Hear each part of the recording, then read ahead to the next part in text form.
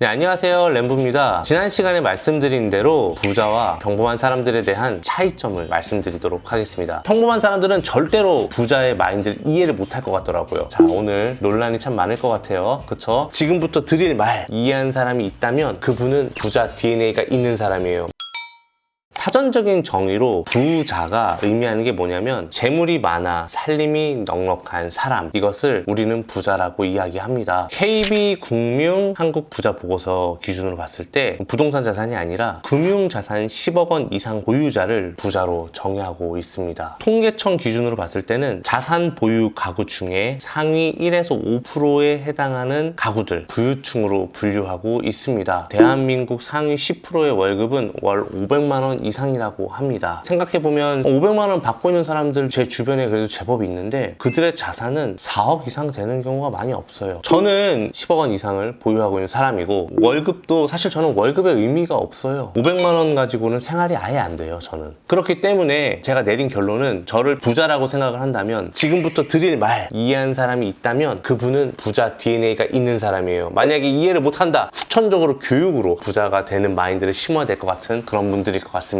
자, 일단은 부자와 일반인의 공통점을 좀 말씀드릴게요. 열심히 합니다. 돈을 많이 가지고 있는 부자라고 해서 게으르게 활동하고 매일매일 놀고 해외여행 다니고 절대 그렇지 않아요. 제가 알고 있는 부자들은 다들 열심히 살고 본인만의 라이프를 추구하면서 살고 있어요. 다른 내용들을 조금 이야기를 한번 해볼게요. 꾸준함의 가치를 아는 사람들 다 열심히 해요. 열심히 살고 꾸준히 해요. 저도 꾸준함의 가치를 아는 사람이에요. 그리고 굉장히 효율적인 사람이에요. 똑같이 효율을 추구합니다. 그리고 그 둘 다 자신의 인생이 소중해 건강의 중요성을 인식을 하고 건강을 위한 모든 것들 실천을 합니다. 그리고 가족의 소중함을 느낀다. 제가 조사해본 바로는 이 5가지가 일반인들과 겹치더라고요. 그러면 부자들만 가지고 있는 마인드, 평범한 사람들은 상상조차 못하는 영역에 대해서 조금 이야기할게요. 지금부터 제가 이야기할 7가지가 있는데요. 들으시면서 여러분들이 해당되는 사람인지 아닌지 체크해 보시면서 들어보시면 좋을 것 같습니다. 이거는 어떤 책에도 다루고 있지 않아요. 저만의 특성을 한번 뽑아봤고 제 주변의 부자들이 있는 특성들을 뽑아서 말씀드려보는 거예요. 부자에게 시간은 절대적인 자산이다. 자, 시간은 누구한테나 소중합니다. 그런데 상대적으로 시간이 더 소중해가 아니라 시간이 그냥 완전 소중해라는 뜻이에요. 예를 들어서 평범한 사람들은 아끼기 위해서 대중교통을 통해서 약속 장소로 약속 시간을 가려고 하잖아요. 부자들은요, 그 시간이 너무 소중하기 때문에 돈을 내더라도 더 빨리 갈 수 있다면 택시를 이용해서 갑니다. 조금이라도 더 시간을 활용하기 위해서요. 대중교통을 이용하는 게 나쁘다라는 게 아니고 택시를 탔을 때 돈을 지불하더라도 시간을 조금 단축할 수 있으면 택시를 탑니다. 부자에게 시간은 너무나도 소중한 자산이다. 그리고 평범한 사람들은 공부를 많이 합니다. 부자들도 공부를 해요. 근데 부자는 자기 개발을 위해서 공부하지 않아요. 철저하게 목적 중심으로 공부를 해요. 예를 들면은 회계사를 준비하고 부동산 자격증을 준비해서 자신의 몸값을 올리려고 합니다. 미래 수입을 확보하기 위해서 공부를 합니다. 근데 부자는요, 돈을 벌려고 공부하지 않아요. 일본어를 공부를 해요. 일본 여행 가서 재미를 느끼려고 공부를 합니다. 운동을 공부해요. 자신에게 효율적으로 맞는 운동을 찾기 위해서 공부를 합니다. 달라요. 본인의 삶을 좀 더 풍요롭게 하기 위해서 공부를 합니다. 웬만하면 다 아웃소싱을 하죠. 사실 내가 공부하는 것보다 어느 정도만 공부를 해놓고 돈을 내고 괜찮은 정보를 사서 처리를 하는 경우가 많죠. 부자들은 그게 자기가 공부를 하는 것보다 훨씬 더 효율적이라고 생각을 합니다. 하지만 일반적인 사람들은 그런 비용들을 아끼기 위해서 혹은 내 시간의 가치를 높게 더 평가하기 위해서 여러 가지 기술을 습득을 합니다. 3번째는요, 부자들은 절대로 경쟁하지 않습니다. 우리는 어린 시절부터 경쟁적인 환경에 노출됩니다. 학교에서도 경쟁을 해야 되고 사회에 나와서도 경쟁을 해야 되고 심지어 가족 간에서도 경쟁을 해야 하고 친구들 사이에서도 경쟁이 은연중에 있습니다. 그런데 부자는 절대 경쟁하지 않아요. 왜냐? 자기가 만든 세상에서 활동을 합니다. 이미 일반적으로 사람들이 원하는 돈, 승진, 존경 다 갖춰졌기 때문에 절대 경쟁하지 않아요. 그 1등에서 뭐해?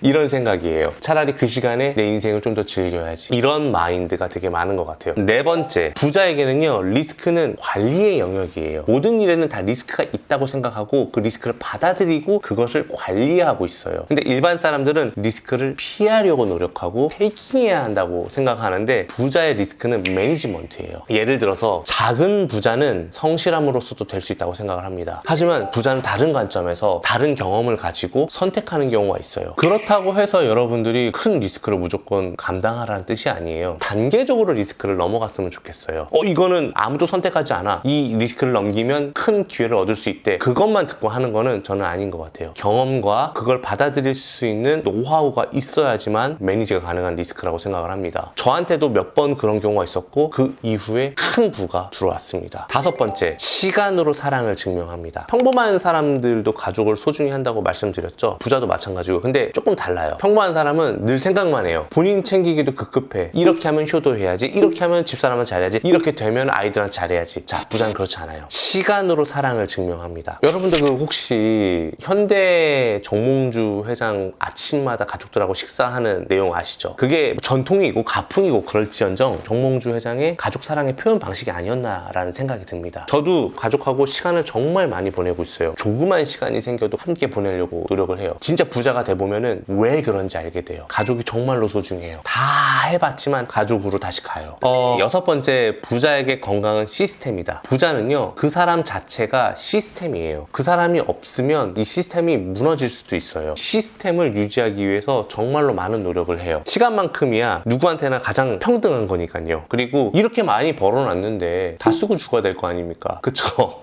그렇기 때문에 건강을 엄청 소중하게 생각을 합니다. 7번째인데요. 부자는 절대 일하지 않는다. 진짜 일하지 않아? 아까는 아침부터 되게 열심히 삶을 산다며 이 뜻이 아니라 직접 실무를 하지 않는다라는 뜻이에요. 부자는 무조건 아웃소싱입니다. 그렇다고 해서 뭐 물 갖고 와, 음식 해와 이런 게 아니라 본인이 만들어 놓은 시스템 안에서 선택과 결정만 합니다. 왜냐? 내가 하는 것보다 그 사람들이 하는 게 더 잘할 텐데, 내가 공부를 해갖고 그 정도 수준에 오르려면 3년에서 5년, 10년 이상 걸릴 텐데 그걸 내가 왜 해? 평범한 사람들은 어떻죠? 다 내가 하려고 하죠. 돈을 아끼려고. 회사를 키워도 마찬가지예요. 저는 부자가 될 수 있는 사람과 그렇지 못한 사람은 전 3년 안에 결정이 난다고 생각하고 있어요. 똑같은 사업을 시작하더라도 직원을 고용을 많이 해서 시스템을 이룬 사람과 이 돈이면 내가 한번 해봐도 될 것 같은데 해가 혼자 다 안고 있는 사람이 있어요. 물론 3년까지 누적으로 벌어들인 돈으로 따지면은 어쩌면 자영업자로 일하는 이 사람이 더 많이 벌을 수 있겠죠. 하지만 10년이 지나면 그 차이는 복리 이상의 효과가 있을 거예요. 혼자서 할 수 있는 일은 한계가 있거든요. 자, 지금부터 여러분 캡처 타임입니다. 제가 지금까지 말씀드렸던 거 정리를 해놨는데요. 이 영상을 공유하기를 하거나 본인이 저장을 해서 계속 보세요. 그래야지만 생각이 바뀔 수 있고 부자의 삶을 살 수 있어요.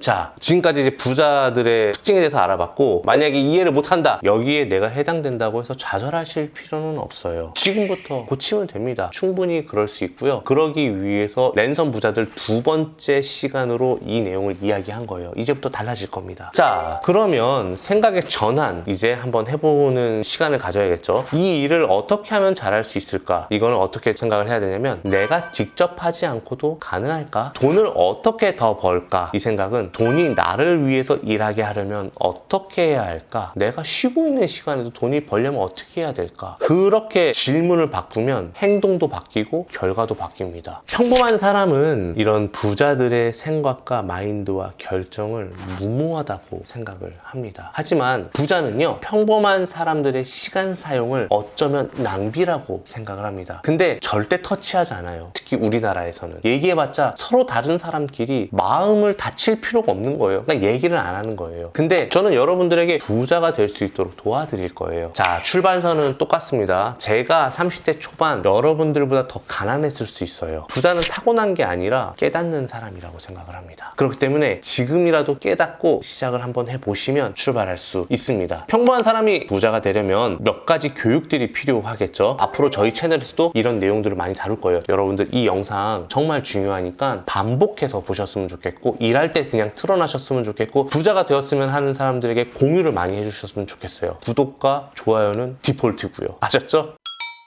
제가 오늘 정리한 내용은 여기까지고요. 자, 오늘 논란이 참 많을 것 같아요. 그쵸? 분명히 제가 생각하고 있는 생각과 다른 생각을 가진 분들이 많을 것 같거든요. 다른 의견 무조건 환영합니다. 부자는 뭐 정말로 타고난 능력이 있고 이런 게 아니에요. 그저 다른 렌즈로 세상을 바라보고 다른 방식으로 행동할 뿐인 겁니다. 저는 여러분들하고 단순히 비교를 통해서 잘난 척 하려고 하는 게 아니고 사고방식을 바꾸기 위해서 여러분들을 설득하고 있는 과정입니다. 여러분 여러분들이 부자가 돼야 되니까 조금 매운맛으로 이야기하고 있다라는 거 알아주셨으면 좋겠습니다. 다음 시간에는 조금 더 재밌는 주제를 가지고 와볼게요. 지금까지 랜선 부자들의 램부였습니다. 감사합니다.